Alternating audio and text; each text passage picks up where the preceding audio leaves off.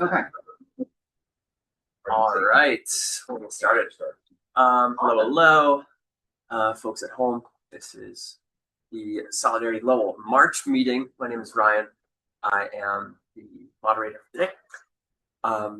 So we'll go over our agenda here.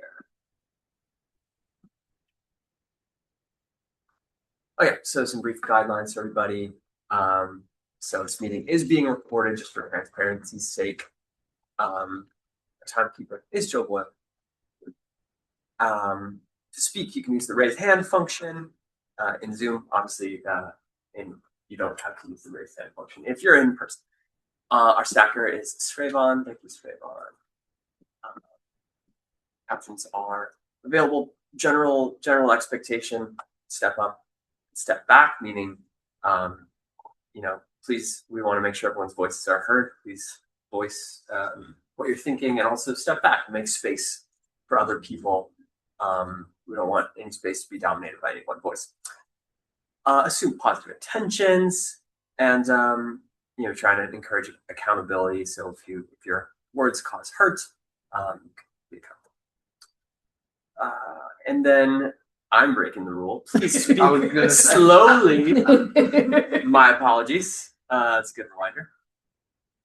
And moving on. So our agenda.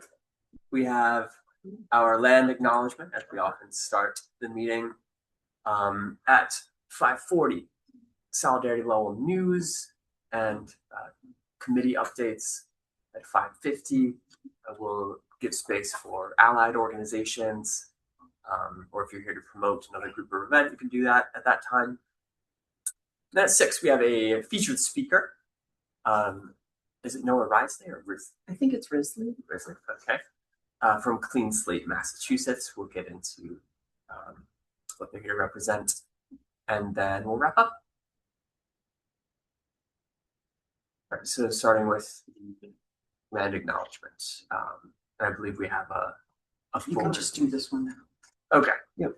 Yeah, so we always like to start off the meeting by recognizing that the land that we stand on historically is the land of the following local nations: Wabanaki, Pentucket, Pawtucket, Agawam, Pennacook, and Wabasit. And we have a Nicely done. Nicely done. Hey, You did a great job pronouncing this. Yeah. Most people. Yeah, got them all right. It looked like Amy posted the link Yes. to the full one. So thank you for that, Amy. So briefly, what is Solidarity Lowell? To those who are not familiar, it is a volunteer group of community members defending human rights, dignity, and justice in Greater Lowell. We're a chapter of Progressive Massachusetts, Progressive Mass, and a Merrimack Valley Project affiliate. The Solidarity Lowell Coordinating Committee is your elected team running the meetings, organizing events, disseminating relevant news, and sharing calls to action. We have elections for the Solidarity Lowell Coordinating Committee every April. So if you're interested, you can email that. Okay, start with introductions. So, if you could, your name, You have this one. your pronouns, where you live, and your favorite omelet filling. Yes. I can start. My name is Rhino. It's he, him pronouns. I live in the Acre, and I just like a lot of cheese in my home. Fair. I'm Ron Peacetree. I live on Christian Hill. He, him, his. And I like my omelets like my pizza, everything but anchovy sort of thing. I like all the vegetables. I'm Joseph Boyle, he, him. I live in the Highlands in Lowell. And if I could have anything in an omelet, I would have sort of a roast pork with a sharp cheddar cheese and good mushrooms.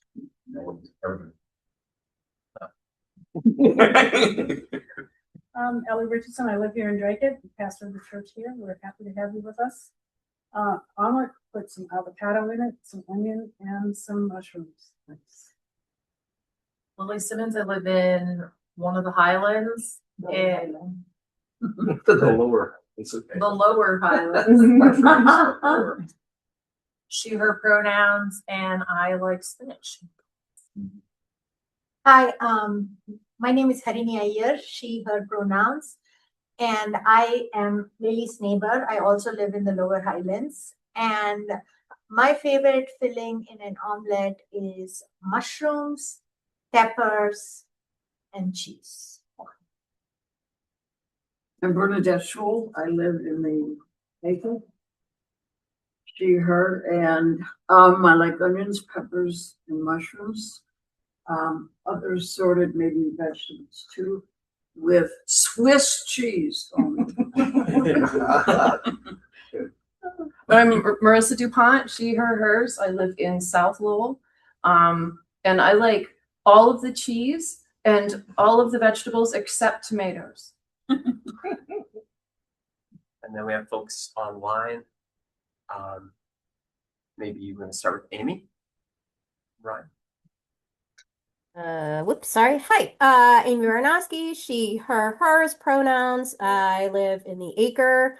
So Veggie Galaxy in Cambridge makes this one with an omelet with Brussels sprouts, goat cheese, and red pepper, which maybe sounds strange, but it's really good. So Ryan, do you want to? My name is Ryan Hammond. I also live in the Acre, he, him pronouns. And my favorite omelet would be Swiss cheese, mushrooms, and spinach. I'm going to Mitch and then Chris. Hey, Mitch Paulin, he, him. I live in the Little Acre. And I actually don't really eat omelets. I don't eat eggs a lot. Except when I have like ham and egg sandwiches.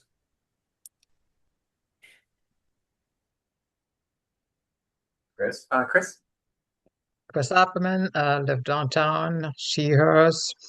And omelets, mushrooms, lots of herbs, and American cheese, actually. That's shocking. You are. Oza. Thanks everybody. Like Chris, I like a lot of herbs. Maybe not my omelet per se, but anyway. So I'm Ozo. My pronouns he, him, his. I live at the Lowell Transitional Living Center. And my favorite omelet, and I think I've heard it said a couple of different times, peppers, onions, and mushrooms. Perfect. So thank you. Yeah, I saw Amy said mushrooms are the winner here. I think it's like the most frequently, although we may have to have a war between Swiss cheese. She's and other data cheese. crunching in real time. I have Swiss and Sebastian and then Sray. Cool. Yeah, let's go Sebastian and then Stragon. My name is Sebastian. I'm with the Lowell Disability Commission. My favorite omelet is American cheese, broccoli, hams, and mushrooms. Hey, Sebastian. And Stragon. Hello everyone, my name is Rayvan. See her live in Back Central, and my favorite, I think, like the mushroom and cheese. I didn't get a turn. Paul Godet from Highlands, he, him, and my favorite fillings are green peppers, onions, and ham, and cheese. Of course. All right. I'd like to keep things positive in the beginning. Talk about some victories. So, Bana Howard. Who did we formally endorse? Yeah. Oh yeah. Yeah. Oh, yeah, we did. Really not working for her? Yeah, sure did. Just making sure. I've been a little head under a rock. But no, Howard won the general election and was sworn in as the country's first Cambodian American state senator. They do it all over again. 5 Republicans joined the Democrats on the House Oversight Committee to vote to subpoena Pam Bondi in the Epstein investigations. Arizona Governor Katie Hobbs vetoed a bill to create a specialty license plate honoring MAGA influencer Charlie Kirk. The Senate passed the bipartisan Road to Housing Act aimed at boosting housing supply and affordability. Shout out to Elizabeth Warren for her work on that. Colorado's second largest school district formally refused to roll back protections for transgender students in defiance of demands from Trump's Department of Education. Representative Maxine Waters introduced a resolution to recognize National Black HIV/AIDS Awareness Day. And then also, thanks to conservation efforts, many species of animals are making comebacks. So Great Lakes otters, more than 20 types of California game fish, Illinois wild bison, and more. Anything else? Positive things people want to share? A member of the Kansas Supreme Court has openly stated that the Kansas things declaring that you must be using your dead name, your birth name, on your license, or it's an illegal license, has declared that unconstitutional according to the state of Kansas's constitution. So that is now in process to hopefully get repealed.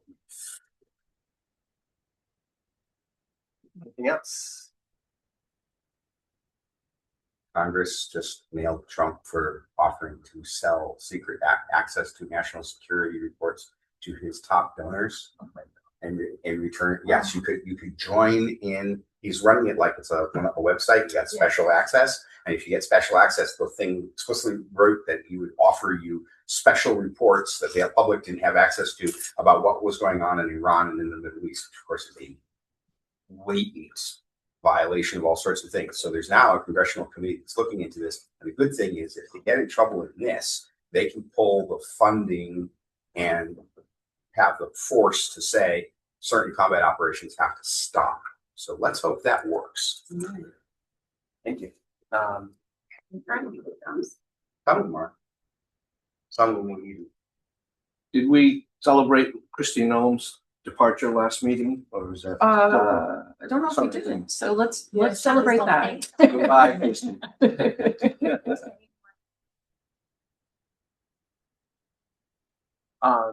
I'll add, I just saw yesterday that there's an additional 300 units of housing coming to the Hamilton Canal Innovation District. Yes. That's really exciting. Mixed use.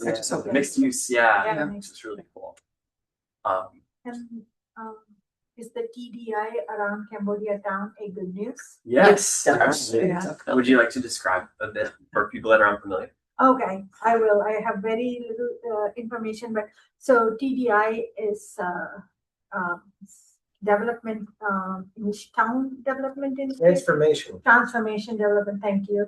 And it is basically aimed at gateway cities to transform certain parts of the city to make it more accessible, as well as make it like easy for economic development, so shopping districts and those kind of things. And recently it was announced that Cambodia town, the Middlesex Street, is actually going to get that. And here I'm going to tack on my own, like what I have always wanted, because I live right there, is to make Middlesex and Westford into one-way streets where we can have bike lanes, parking, and make that into a big square between Chelmsford and School Streets. That would be amazing if it happened. I know something about this too, the TDI program. This is the second one Lowell has had. There was one on the Upper Merrimack Street area. It was a tremendous success. And what makes it such a success is that it's very bottom up. It focuses a lot on learning about what the view is from the people there and finding solutions as they see it. So it tends to, although it has the name transformational, it actually tends to be rather thoughtful, delicate, iterative changes that are made that really build on what's already there and what's good about what's already there. Yeah. Thank you. Not just gentrification, it's actually grassroots. Is there a current designation on Merrimack Street? Upper Merrimack. I don't know if it's current or if it's lapsed. I think they're named this, and the project goes on for a certain amount of time. And I think the one on Upper Merrimack Street is finished by now, but I'm not sure. I think that's right. But it's 300 housing units that are guaranteed to be for average families or less, right? It's not all going to be. That's Oh, no. high-end. That's the that's other separate. Yeah, that was the Yeah, that's counting. Canal District. I'm not sure. My understanding is a market rate. Yeah, it's a market rate project. Yeah. It's still going to be too much. We don't have any kind of inclusionary zoning in Lowell, right? So I think it's all market rate. Okay. Cool. Anything else? This brings to mind that the church across from City Hall has been saved from the Yes. demolition block. I'm not sure whether the art project that's raising funds to restore it can make it, but at least they give them a chance. The Smith Baker. Smith Yeah, Baker, that's- Yeah, Smith Baker. Yeah, I'm glad. All right. So some events. We have Amy, would you like to describe the Progressive Mass Virtual Awards night?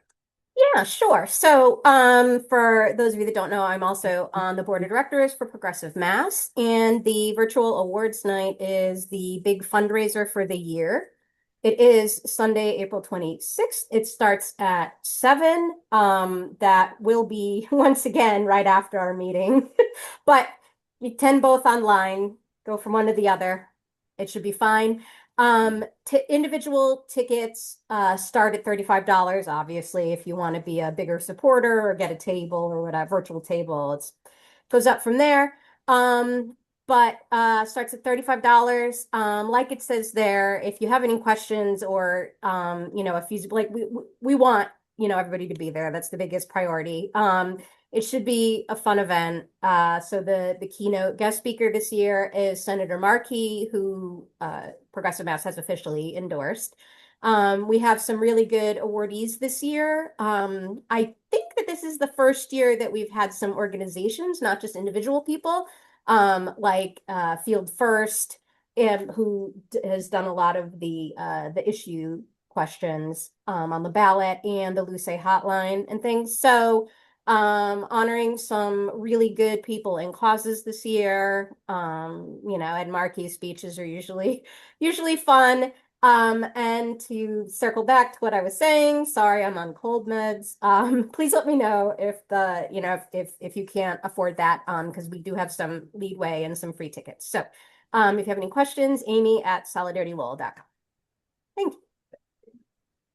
I saw a comment from Chris there about Lowell's history. I wonder. Yeah, she said, we must not allow our history to be erased. Tara Hong calls attention to film removed from Lowell National Historical Park that was in the Lowell Sun on March 10th. So he's speaking out against the censorship. That's definitely good that he's speaking out.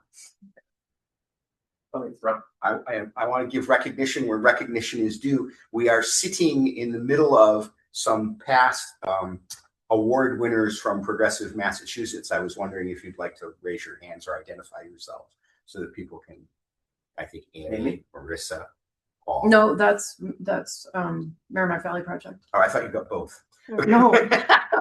No. For Progressive Mass, we've awarded Tara Hong and Vanna Howard. Vanna Howard, yeah. Yeah. Merrimack Valley Project every November does the MICA Award. Yes. Yep. Yeah, Those and that's where those are the folks Amy's been a recipient, and Marissa. Yes.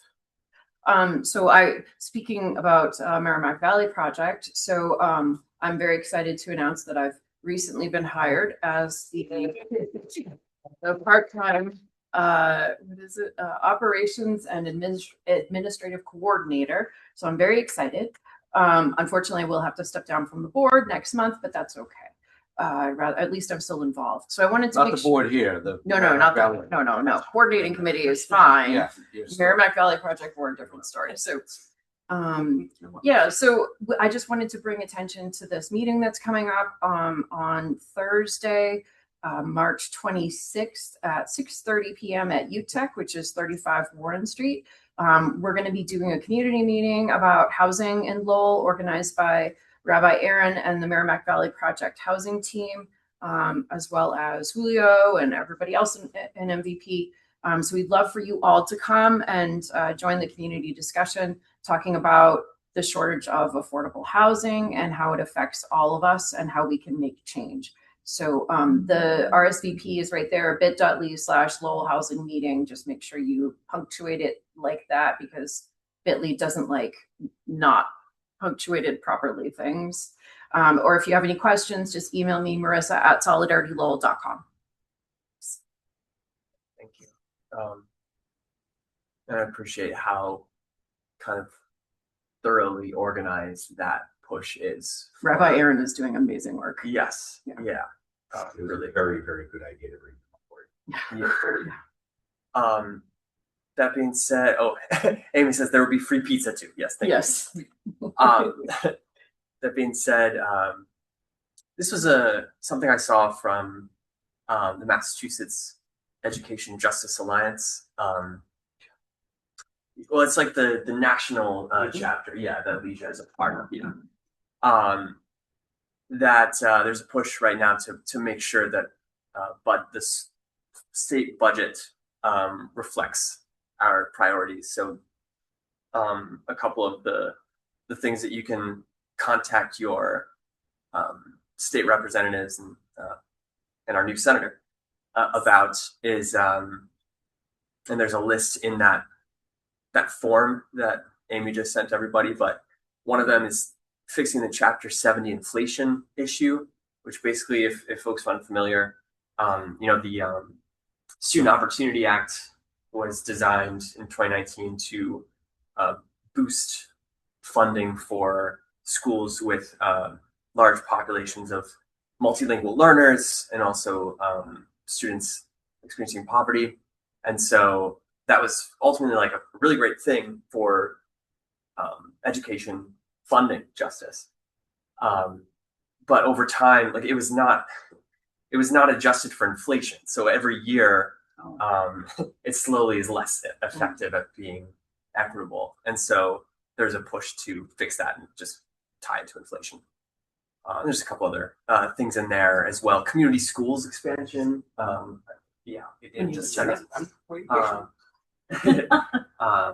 The Lowell's Community Schools program has been such a great kind of wraparound system for kids. And so, I encourage you to contact your legislators. Yes. This is a systemic problem with every single legislative thing that we work on. All the way back to when we worked on the Promise Act, all the way back to when we were doing the $15 minimum wage. This stuff should be indexed to inflation, every single one of these things. And we keep forgetting or not making sure that we put it very blatantly into the bills. And then that forces us to do rework like this. Yeah. So one of the things I'm hoping is that starting here, we really get the word out that when we're pushing this stuff, we have to push this index to inflation, or we're just making ourselves, we're fighting with one hand tied behind our back. I'd like us to win. Agreed. Yeah. All right. And I see Noah joined us. Hello, Noah. Great. We'll get you in just a second. Okay, so Marissa, could you talk about Lowell Together? Yeah, so Lowell Together is sort of our endorsements arm, but it's also a group of other groups all over Lowell who are working together to identify people with progressive values. We give them a questionnaire, we endorse them, we help them run for office, and then we support them once they're elected. So we're currently looking at races for state rep in the 16th Middlesex, 17th Middlesex, 18th Middlesex, and 18th Essex. And we'll be meeting Tuesday, March 24th in 2 days at 6 p.m. on Zoom. If you're interested and you'd like to attend, you can email contact@solidaritylowell.com or me, marissa@solidaritylowell.com. Can you describe the 18th Essex? 18th Essex is Andover. Andover. It's Andover and a little bit of something else. Yeah. Part of Tewksbury. Tewksbury. Thank you. Yeah. That's it. Yeah. The rest of Tewksbury, that was adjacent to Andover. Yeah. Are we not expecting a competitive Democratic primary for the state Senate race? We are. Oh, we are. So we will have quite a few. I don't know how many. At least 2 questionnaires to go over to decide who we're going to endorse. One of them is going to be from her. State Oh, for Senate. state senate. Oh, sorry. I don't know about how competitive that is. I think the usual suspects will be running, the token Republican who always runs in like every race and never wins. So him, and then Suggesting Democratic. I'm wondering. Yeah. That Mr. Elliott wasn't should on not be there. ignored. no, he's not. He's done. He's not running anymore. Yeah, He's announced he's his not. name. He's not running anymore. So we don't have to worry about him. But yeah, I'm sure there'll be other people, and they don't have to declare until end of April. So I mean, people are going to need to pull papers now because you have to collect 300 signatures to appear on the ballot. But we're expecting probably Sam Mees to run again. Actually, yeah, that's the one I was meant. for the state Yeah. senate. For the state senate, I thought it was more than 300. No, it's 300. Oh, okay, just checking. Will we be getting that in our emails? Yes. All of this, good. Oh, yeah. Okay. Oh yeah, all the Lowell Because I'm not writing down my meeting. No, it's okay. Ryan Hammond is online there. And he's taking notes. We'll send that out in the newsletter on Tuesday, hopefully Tuesday. And then starting a new job, who knows? I'll try for Tuesday. But yeah, all of that's in there. And then it's usually the information about the meetings, and then we do announce when we endorse. You'll hear about that. All right, we've got Mill City messaging from Amy. Yeah, hi. That is our postcarding group. And it's something we do in conjunction with Indivisible Lowell. And so basically it's just kind of a fun, kind of low-level introductory to activism kind of event we like to do, getting together and writing postcards. We do it the second Thursday of every month at Lala Books on Market Street downtown. So the next one will be Thursday, April 9th. From 6 to 8 or shortly before 8. 8's when they close. And like I said, it is with Invisible Lowell. And so the priority is local and state level causes, but sometimes if there's nothing going on, we do go to national level progressive causes. This month's topics TBD, but please join us. Not back to me. And Marissa. So I moderate the Unpacking Whiteness dialogue group, which is it's a really wonderful process to explore your own racial biases, white supremacy, white privilege, explicit and implicit bias, systemic racism, and microaggressions in supportive structured dialogues. It's 5 sessions, just once a week, capped at 10 people, so it's nice and small. Usually you end up with at least 5 very special new friends, which is great. We'll be starting soon, depending on interest. And then after you attend the dialogue group, you are invited to join the ongoing group, which meets once a month, and we alternate between discussing a book and or watching a film. Yeah, it's pretty great. So if you want to sign up, there's a bit.ly/UW-sign-up, or you can email me, marissa@solidaritylowell.com. Marissa, do you know when the most likely time period for these classes is going to be? Spring. Spring. April. End of March. May. Whenever enough people sign up. Yeah. Yep. I may have a guest speaker for you. Well, it's not that type of thing. Mother. Well, your mother is amazing, but we would do that for everybody and not just Unpacking Whiteness. We're not just like limiting her to like the 5 people. We're gonna everybody from your mom. It's already agenda for the 5 sessions. Yes, the 5 sessions. That's why I say it's very structured. There's specific readings that you read and discuss, and it's set up in a way where only one person can talk at a time, but it's not necessarily a conversation so much as it is different thoughts, people sharing different thoughts, and they're sort of not necessarily connected. Somebody might respond to something someone else has said, but it's kind of meditative. It's done to provoke thought, and it works really, really well. I encourage you all to sign up. I have a question. Sure.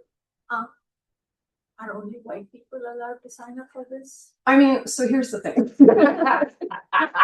Ron's done it. I mean, and he's half Native American, but Ozo is also half. He's done it, but it's a requirement to be on the steering committee for one thing. Well, yeah. I mean, if you're on the steering committee and you're not and you're not white, you don't have to do it, but if you're white, you are required to attend. But it is targeted to white people. You know, we want white people to really look into themselves and their families and their structures and everything, and really be honest with themselves about like different things that they've experienced. And some might not be as comfortable if there was a person of color. Obviously, I don't want to exclude anybody. I mean, you know what I mean? Yeah, and I say this as a person that has a very weird connection to privilege, because I am in the US, I'm a person of color with all the privileges or lack thereof associated with it. However, in India, I'm also a Brahmin. So it's a very dichotomous experience. And I have found, actually, I mean, not pertaining to this, to be honest, but going on this journey helped me understand both my experience in America as well as to resolve some of the entitlement issues that I had from growing up as a Brahmin in India. Yeah, that's really so yeah. My experience going through it is that it is very much about the American experience, the experience of white people in America and our blind spots. And it really doesn't seem to me to have, for its vision to really have taken the international aspect into account. It's really largely about anti-Black racism in mainstream white America. It's more than anti-Black, says the half-breed American. Yeah, I mean, it's about all races, but also my great uncle Jacob literally had to deal with sunset towns, and he had to drag his welding gear out of those towns before dark because he would be lynched if he was caught in them afterwards. That's here in New England. Everybody thinks that this kind of stuff only existed in the deep Confederate South, but it was everywhere. Yes, and some of the strongest strongholds of the KKK were in New Hampshire, a stone's throw away from us. So I lived in Indiana for a while. That's another bad place. Yes. Yeah. I mean, I'm sure you could. I mean, the readings are going to be interesting regardless, and I'm sure anybody who's reflective could learn from them. But if you're living in America now, it's another depth of education. Yeah, and it's one of those things like structures. I always tell like white people, like even if you think you're woke or whatever, like if you haven't done this sort of a process, you really should, because there's a lot that you don't know that you don't even know that you don't know. Right. You're fed so much pre-digested, pre-made, gentrified, bleached history, everything from You're a fish saying, "Where's the water?" Exactly. Yeah, I mean, everything from the fairy tale version of Thanksgiving that we're given, to just the whole thing about the Second Continental Congress. We're talking I actually think that we might want to rename it from something whiteness to something about, hi, we'd like to teach you the real American history. I don't. But that's a different conversation. Here, I mean, people are doing that. Yeah. Right. Like I get this email, whiteness at work, and they changed the name of it to not to offend white people. They changed it to together at work, right? The whole idea was to like recognize the privilege, right? Like, why do I have to dress a certain way at work? It's because of whiteness. Yeah. And to be honest, what you're doing is very important, and I hope you continue to have enough 10 people every time you do this, because the only way that you can actually start to work on it is when you sit with that discomfort and continue to work over time. Like you can't do it in like half-hour session, 1 hour session. It has to be like over a period of like a month, 2 months. And then going back, because until we know exactly every time we make a mistake and we are able to catch ourselves over a period of few years. It has taken me, I started this journey in 2016, and 2026, I can be with friends with Lily without her calling me out on anything. Not true.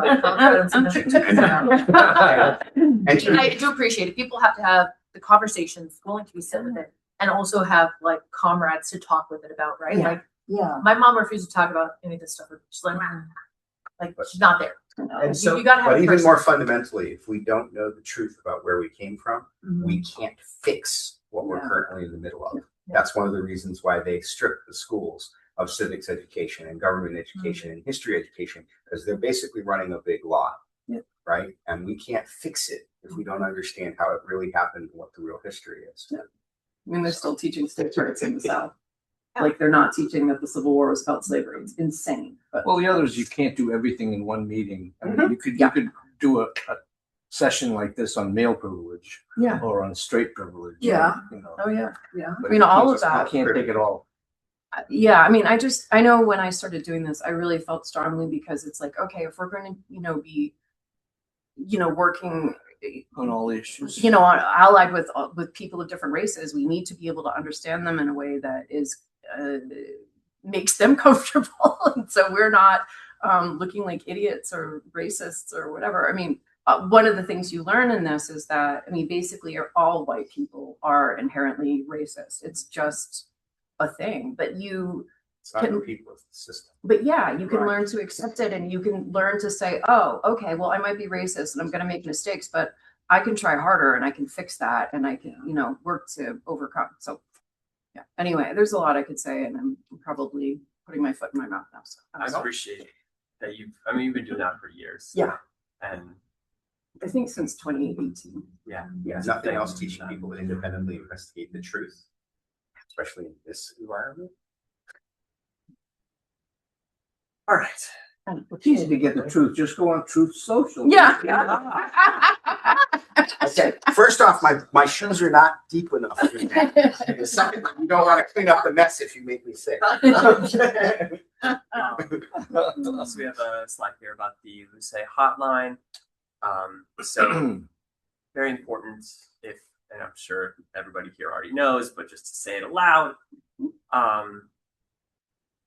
one of the hardest things about the way ICE, DHS have been operating is that it's hard to identify them, right? And so, and that can sometimes lead to rumors, and sometimes the uncertainty can be scarier than or can compound how scary it is. So that being said, I really appreciate that Luce has created this hotline where they have people who are trained observers. Observers, yeah, thank you. I was trying to think of the term for it. Trained observers who can identify and kind of confirm that whether ICE is present in the community. So there's the number for that. And this is my regular plug. We do not have nearly enough trained observers and peacekeepers and marshals for these jobs. And to be brutally blunt, the more you look like a European descended white guy, the safer you are as an observer, or the more you look like somebody's European descended grandma or grandpa, the safer, because this is a PR war and it looks bad to slap the plastic on those. If you look like the target audience, you're putting yourself at increased risk to be as marshal and Peretti and Good look like white people. So I don't want to but we need more people. We're desperate. We're looking at next Saturday, we may have a 1,000 to 1 ratio between safety personnel and attendees, right? We want it to be 25 to 1. So if you know anybody who keeps their head about them and has got a good thought process in the middle of when things get hot, we need peacekeepers and observers. A training event this week.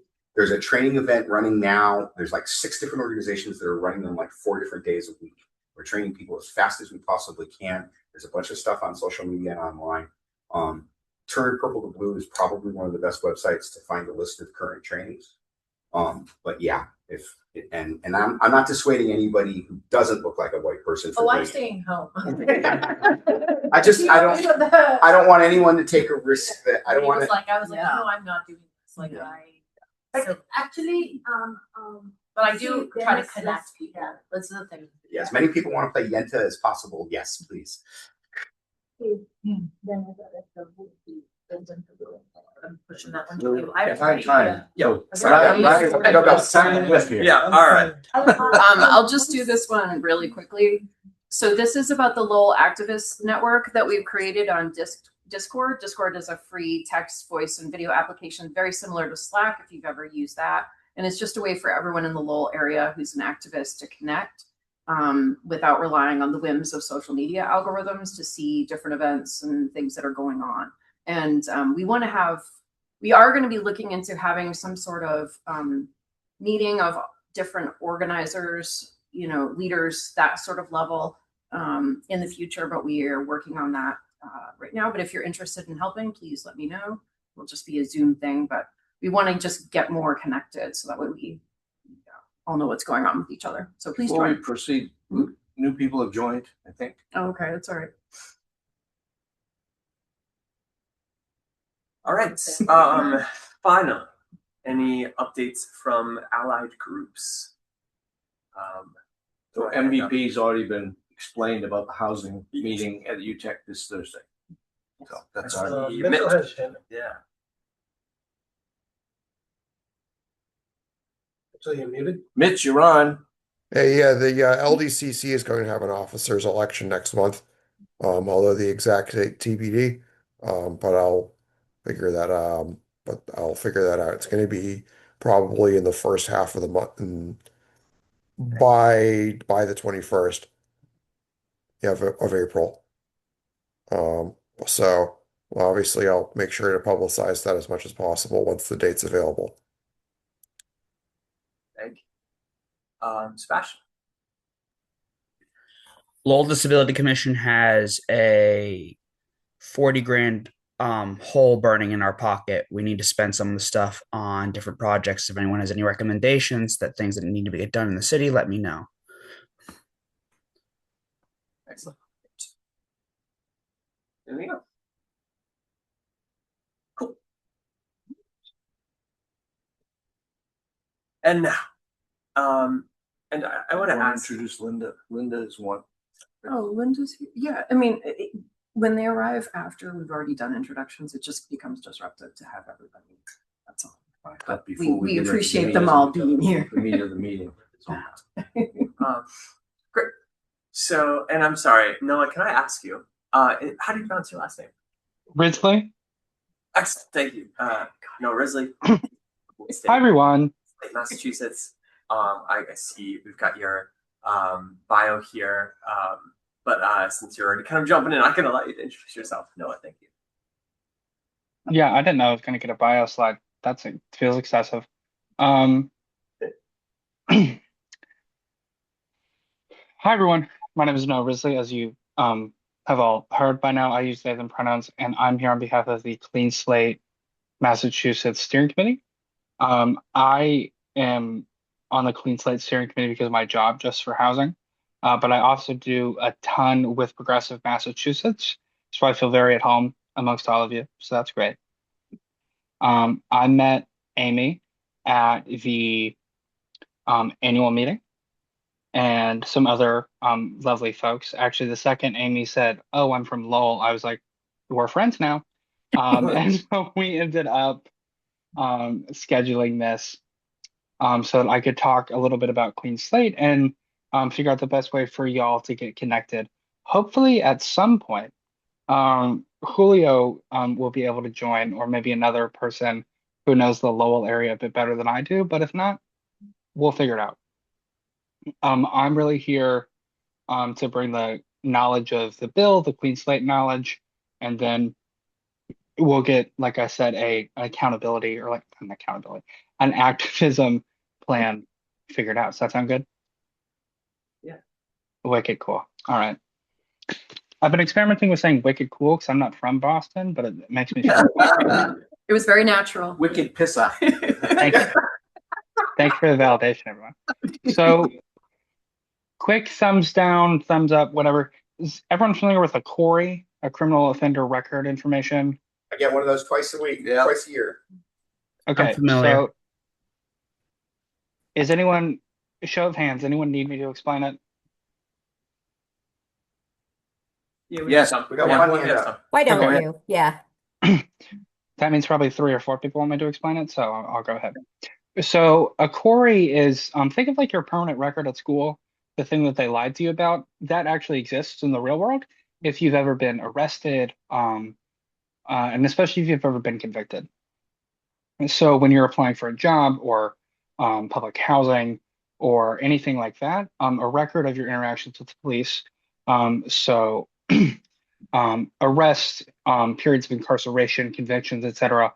All of this shows up on your criminal offender record information, shortened to CORI, most of the time. And with increasing frequency, people in Massachusetts are able to access it. Yes, John, you can see that I'm getting to that. That's what the bill's about. And so you are increasingly like landlords and like employers are able to see your CORI, and that is keeping people with justice involvement locked out of a lot of opportunities. Because currently, as John mentioned, you can seal it, but that is a very long and cumbersome process. So I don't know if anyone in the room or on Zoom has had experience with CORI sealing, but it's a very intensive, like labor-intensive process, especially if you're not working with a lawyer. You have to petition the court. Sometimes you have to show up in the courtroom. We've had reports of things getting lost in the mail, people waiting years for hearings. Like it's just a pain in the ass, to be frank. Whereas what it is realistic, also, this is something that I learned during this process. There's no notification system. So a lot of people, like I day to day am a reentry housing worker. So quite a few of my guys will tell me, "Oh, I didn't know I could seal my CORI," and I'm like, "Yeah, you've been eligible for over a decade, dude." Because there's no notification system. They don't shoot you an email that's like, "You can seal your CORI. Do you want to?" They rely on people knowing. It's an entirely like initiative-driven process, which is another reason for transitioning to the actual bill. We are pushing for what is called the Clean Slate Initiative. It's a national movement that has come to Massachusetts to transition us to automated CORI sealing. And so it would take everything I just said, throw that out the window, and once someone is eligible, it would seal their CORI, except if I think it's like some very vague like instances, like very top level law enforcement people can access it, and individuals can always access it. But the point is, it's sealed. That's at 3 years post release for a misdemeanor, 7 years for a felony. And so that is the first bill. It's called an Act to Promote Automated Record Sealing. It's sponsored by Cindy Friedman in the Senate, and I believe can an individual opt out? I'm going to take all questions at the end so that I don't get myself distracted, but I'm going to come back to that question. So it's sponsored by Cindy Friedman in the Senate, and then, yes, Andy Vargas in the House. And then the second bill, it has a companion called an Act to Remove Collateral Consequences and Protect the Presumption of Innocence. That cleans up some other messy stuff with the CORI system. So for example, if you get arrested at a protest, that shows up. And I wish I had an example with me, but it'll just say in big letters like resisting arrest or harassing police officer. And then you have to be like what we say kind of CORI literate to know that underneath that it'll say released, not charged, or like the specifics. And so even if you've just been arrested and immediately released, it can really mess with what like applying, like I said, applying for a job, getting public housing, accessing SNAP, things like that. And so what the presumption of innocence bill would do is automatically seal charges that don't result in a conviction whenever they're closed. And then also on like the actual paperwork say that, hey, this person is presumed innocent until proven guilty. This was never like tried. And it's a whole statement that I don't have memorized. And then there's some other specifics within the second bill.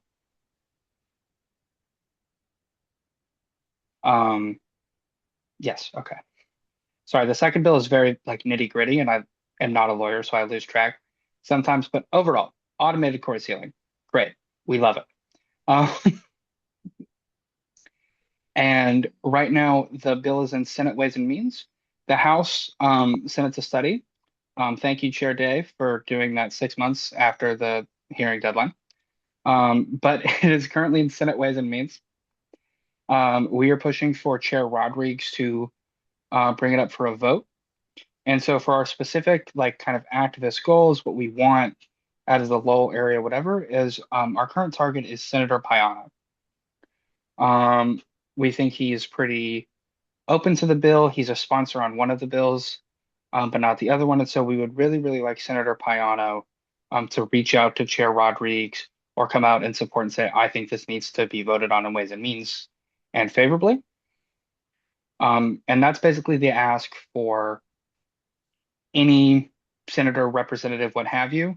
If they are not a co-sponsor, hop on, be supportive. If they are supportive right now, great. Go a little bit further, reach out to Chair Rodrigues, Senate President Spilka, what have you, and say, bring this for a vote. We need it. It's important for Massachusetts, etc. I just said a lot of words. I'm going to answer the one question I have right now, and then we can just go into a cool flow conversation.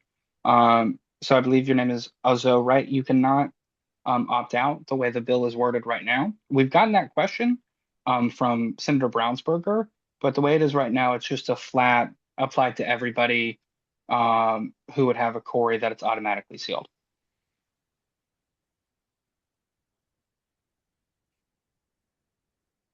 Go ahead. Well, what about what I want? I don't understand. Like, I mean, I've been charged with so many things that these people have done to me, and I want it on my record. I want to be able to show what these people have done when or if the truth comes out. So I don't want anything sealed. I want to have these conversations. So me as an individual and my rights. So like, can that be like I don't know, can somehow massaged into the bill or something? Like, what about what I want for me? Yeah, so the bill has a provision that any individual is still able to access their Corey at any time. But to just be frank, we have not heard from many other people that want their Corey to be public. And because Senator Brownsberger did ask if it could be created as an opt-out system, that conversation was not, that conversation did not go anywhere with the steering committee just because of how far the bill language has gotten right now. But I will certainly bring that up that we've had someone ask tomorrow, and I will shoot the response that I get over to Amy so that she can send it to you. Because hey, it's a good question. Point of clarification. Yeah. Sealed does not mean sealed from the person whose record it is. It means sealed from the public. So the person whose record it is always has the right to choose to release those records to anyone they want to, correct? Yes.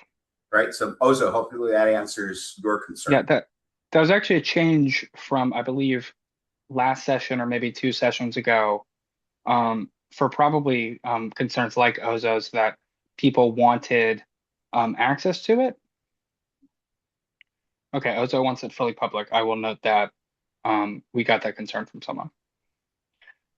But yes, someone has also the immigration advocate community pointed that out, that people need it sometimes to bring it to court, and they had anyways. So yes, individuals have access to it at any time. We got a question from Joe. Yeah, so would employers still be able to request one of these as a condition of hiring you? That's a good question. I worked for the Lowell Public Schools. They Corey employees to work for the public schools. Would that change? No. Well, yes, it would change. The current eligibility rules do not change. So you would be able to see it within 3 years for misdemeanor, 7 years for felony, and then the current exceptions still apply. So for murder, violent crimes, sex crimes, things like that, eligibility does not change. But if something is sealed, then to my knowledge, I can double check with the lawyer on our steering committee. It's sealed and not accessible even to an employer like a school committee. or sorry, like the school district. Yeah, follow-up question, is this all related at all to ban the box initiatives, right? Where people have to check if they've had a misdemeanor and then they're like automatically screened out with, before even anybody finds out what happened? Is it Yes, related actually. to that? Yes, actually, that's a great question. The push for automated quarry sealing comes out of the advocacy for ban the box. A lot of the folks, it seems like, met when they were pushing for ban the box. And the newer folks like me are like, hey, great, awesome that y'all did that. Do we already have that in Massachusetts? Yes. And I haven't I'm had, sure. and you have to check the box, but yeah. We don't have a ban the box here in Massachusetts. I work for the Treasury Department and for the IRS, and I get tested quarry checked twice a year by law, and I must, or I will lose my job. Okay, correction. Thank you, really sir. I think we were doing ban the box, and then Clean Slate reached out, and then the effort transformed. There we go. I would still support a ban the box. Yeah. It's just like this automatic, it's like a name check, right? Like, oh, I don't like your name, and just toss it out. Like, it's very easy for people to discriminate on that. Mm-hmm.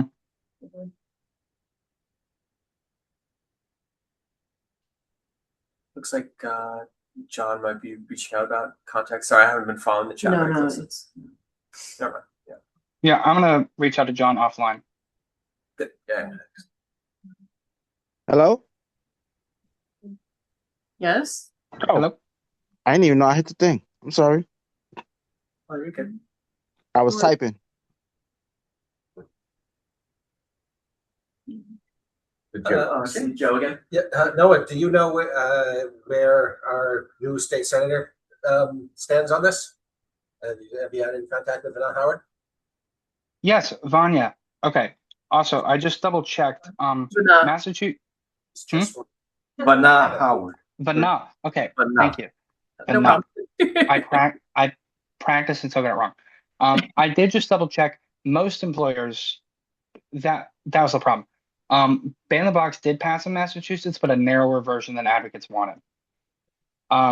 So Joe, I believe it was, I'm not sure where you work, but I think they're still allowed to ask you, but they're not allowed to ask you if you're applying to work at like Stop and Shop, for example. Anyways, Vanna, the word, she is not co-sponsored in the House. That's one thing. Our current strategy right now is to wait a few weeks, find the bathroom, get oriented, and then reach out really hard because we expect her to be supportive.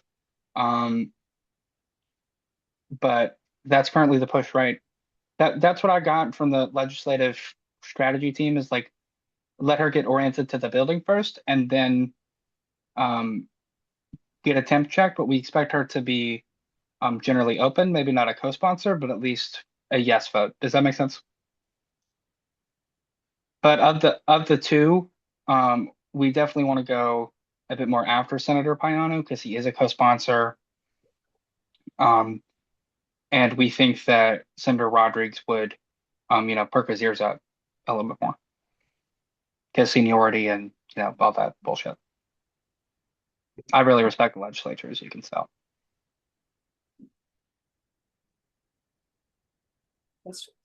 Oh, Amy's got her hand up. Yeah.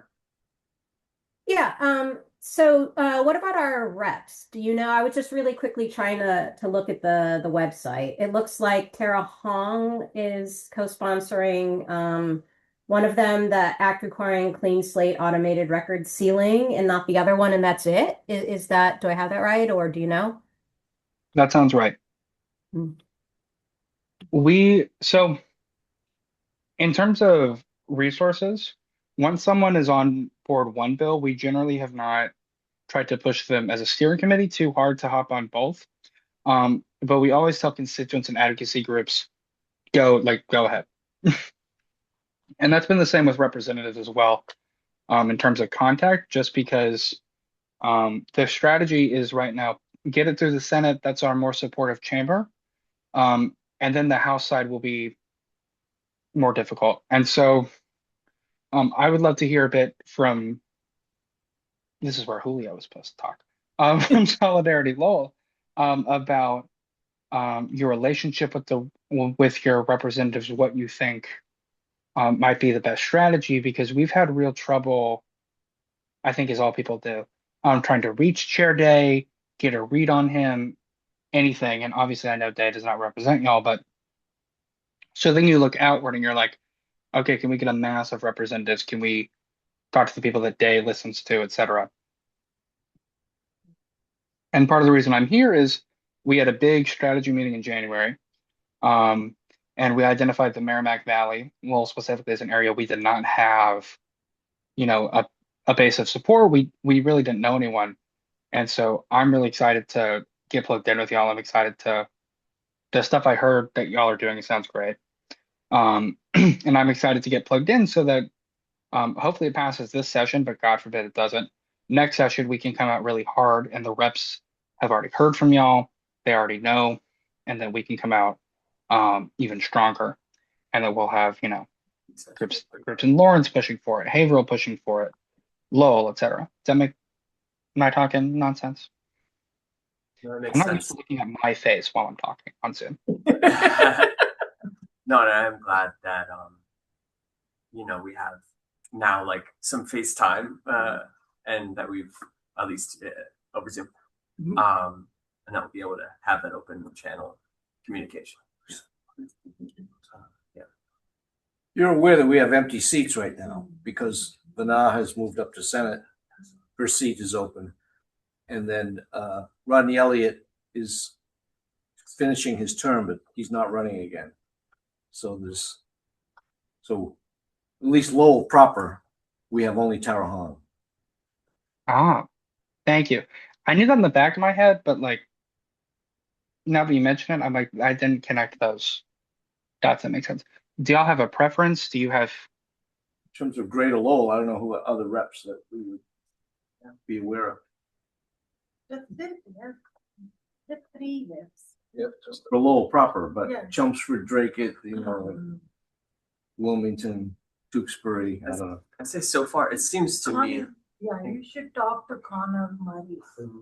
He is the 18th Essex. Yeah, he's great. We love him. Yeah. And you should talk to Lorena Betts. Well, Lorena's amazing too, and Yeah. hopefully she would be as this, but we'll see. So as far as I understand, correct me if I'm wrong, but like historically we've mostly focused on the three Lowell state reps and the one senator. Like that's been mostly the focus, right? Yeah, I mean, with one exception, the postcards. We'll write postcards to anybody. So I mean, we're happy to do that. Well, the others that we can start this conversation for in our questionnaires. Yeah. With Well, yeah, Lowell together can obviously separate and issue. Yeah, we're more open to doing races that are a little further out, depending on capacity. But right now it's it's easy enough to send someone a questionnaire and Oh yeah, you're here. Questions. I texted him. Oh, so he responds to your text, it's not mine. Yeah, I will. Marissa and Amy, I'll send y'all the language that Progressive Mass. Well, you can also see it; it's online. But for ease, I will send y'all the language that we used to ask folks about Clean Slate. Yep, awesome, great. And then Mitch has his hand up, and I don't know if you want to go to Julio first. I'll go to Mitch and then Julio. Hey, if you get a chance to talk to Margaret Scarsdale, Representative Margaret Scarsdale. She's another good one. I don't think not lately, if anything. Okay. So she represents a pretty kind of a purple red area, but she's a gettable supporter for tough causes sometimes. She represents like Pepperell, Dunstable, Groton, that area. So, and then the other thing, I'll just post my own email into the chat if you want. Please do. Okay.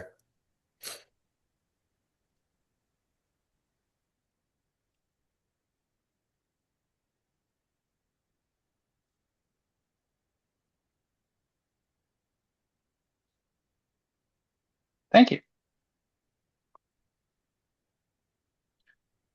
Julio, over to you.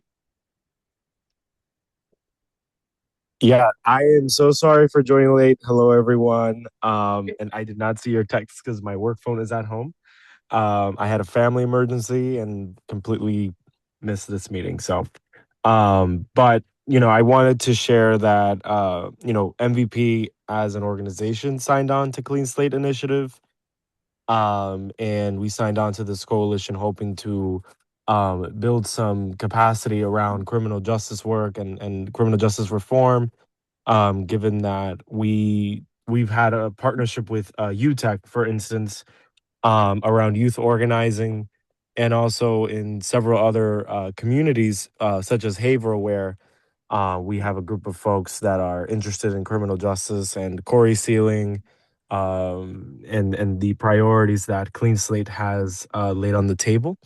And so there are many other ways to get involved locally in that work and trying to push the Clean Slate work, especially at the legislative level on where we're at this time. And we know that some of our Lowell representatives and senator would be open to having these conversations. And my understanding, Noah, is that some of them aren't signed on yet, but are movable in terms of having conversations and holding them accountable to the Clean Slate work. Yeah, Julio, we were just talking about the specifics of that. As I think we talked about, is it Russell Holmes that's exiting? Or did I mess that up? Oh, Rodney Elliott. Ronnie Elliott, my bad. Rodney Elliott, he's not gettable and retiring. But potentially for next time, we can target his successor, Tara Hong, is signed on, but we can make more of a champion. Definitely. So we were talking about specific legislators, and then something that I failed to mention, but would actually be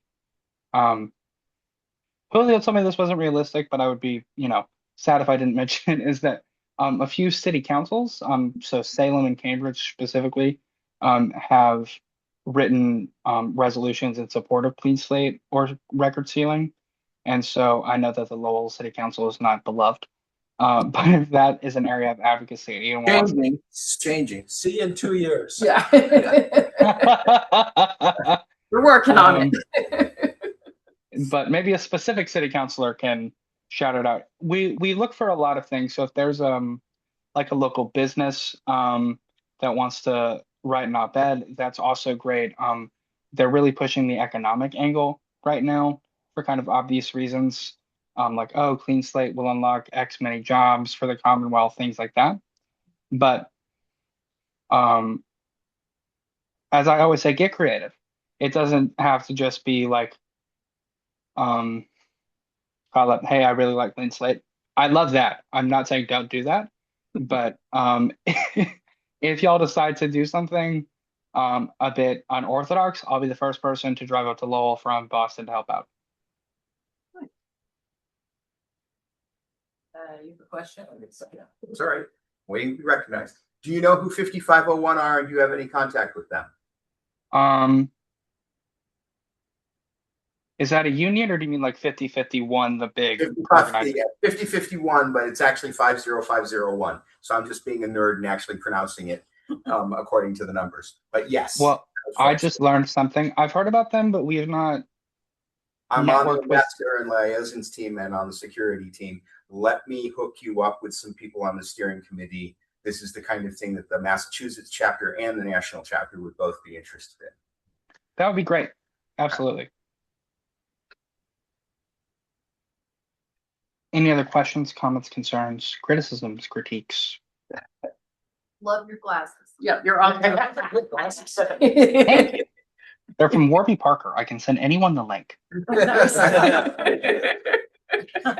I got paid $50 for this endorsement. Yeah, so just Merrimack Valley Project is an affiliate of the Massachusetts Community Action Network, MCAN, and they have a program called Second Chance Justice. Yes. I don't know as much as Julio might know about that program, but I think it's reentry after incarceration, and probably this would be a complementary kind of program. Definitely. But I don't know if Julio has anything to add to that, but I just thought I would bring it up. Yeah, that's actually a good point. And and as we think about these different groups, 5051 is an example, Indivisible, and organization like MVP, we're part of a statewide and national network. So I know Faith in Action nationally has been involved in this work in Illinois, California, and in other places across the country in getting it passed, and in Minnesota. But the second chance justice work was mostly around parole and reentry. So I think it'll be a good connection. And if folks in the room are part of other groups that might be interested in signing on or learning more about Clean Slate, it would be a good opportunity to share with Noah or even myself so that we can sort of start building these relationships and having these conversations to get this moving. And there's a lot of hope in the legislation. We just need to continue organizing folks and pushing the efforts through. Yeah, just logistically, I I'm not going to give Julio another meeting. I'm not going to try to get him on the steering committee. So for like Merrimack Valley specifically, I'm going to look for Julio, but I know liaison is an overused word, but I'm kind of like the connector to the overall like steering committee stuff. I can give updates, whatever, but I'm gonna lean on Julio, like, hey, what's going on in Lowell? What's going on in Lawrence? What's going on in Haverhill? And the more plugged in I can be, great. Does that make sense? So we're gonna try and be a duo. And I'm gonna lean on his knowledge of the region. We're gonna use my knowledge and connection with the bill. And together, hopefully, we can get some great stuff going in the Merrimack Valley. And I can hopefully come and visit y'all soon. I was supposed to be there in person, but I overbooked myself today. No worries. We're just happy you're here at all. And you gave an excellent presentation. Thank you very much. No, thank you. We'll definitely be in touch. I look forward to it. Thank y'all. Y'all are great. Did you have a question? No, I just want to add that I'm part of the Greater Lowell Interfaith Greater Lowell Interfaith Leadership Alliance. It used to be a clergy group, and now it's just faith leaders in the Interfaith Assembly that we meet every month. And I'm sure that they would be interested in this. I'm plugging in my laptop. I'm not ignoring you, but yes, please connect with me. I would love to. Well, I'll share that that this movement is in progress, and what it can do for congregants and parishioners, that are facing these challenges. I think we've been connected with the Greater Boston Interfaith Organization. Excellent. And have really been happy with them. And there's been talk of I organized an interfaith lobby day with GBIO last September, and we've been talking about doing one again. And no offense to GBIO, it was like only GBIO congregations. We were able to do great stuff, but it was like only Brookline and Cambridge. So I would really love to be able to work with you and get that like a statewide lobby day. Right. Anyone else? All right. Well, Noah, thank you again. And no, thank y'all. Yeah. Keep connected. We have a little bit of time. Noah, can you tell us how you got involved in this work? Oh yeah, absolutely. So I work at a place called Justice for Housing. We're a Boston-based nonprofit that does reentry work, mostly reentry housing work. And our founder, Leslie Creedle, has been on the steering committee for, I think, a year or two before I got hired. And I really wanted to do some policy work, get some policy work under my belt. And she was like, yeah, go ahead. It'll save me some time. To just be brutally honest. But with the reentry space in general, I took a class in college called Literature of Mass Incarceration. And it was just literature written by people during their incarceration, and it was really transformative. It was amazing. And so when I was applying for jobs, I had my eye on some criminal justice organizations, got hired, and it's been an incredible experience ever since. Thank you. Thank y'all. I really appreciate it. All right. So I guess that is a wrap. We have our next Solidarity Lowell meeting in April. Why this says March, sorry. That's all right. The 26th of April, same time, same place. And we have not selected the speaker yet, so that's a surprise. Or if anyone has a suggestion, please let us know. Awesome. Thanks, guys. And you can always join us online, Facebook, page, group, website, socials, etc. YouTube. Thank you. Thanks everyone for coming. Hey, everybody. Have a good evening. Thank you. Have a good Thank night, you. everyone. Take Have a good night, care. everyone. Bye bye. Thanks again for having me. Yes, thanks again for coming. You were Marissa? Yes. Sign me up for the whiteness group. Okay. It's very interesting. Bye, everyone. I like that. Hi, Julio. Undergraduate, years ago in the 70s. Oh, Yeah, this you- is really great. Well, what I'll do is I'll email you the link. Yeah. because you have to fill out a form based on the. Awesome. Yes, I'll send it to you later.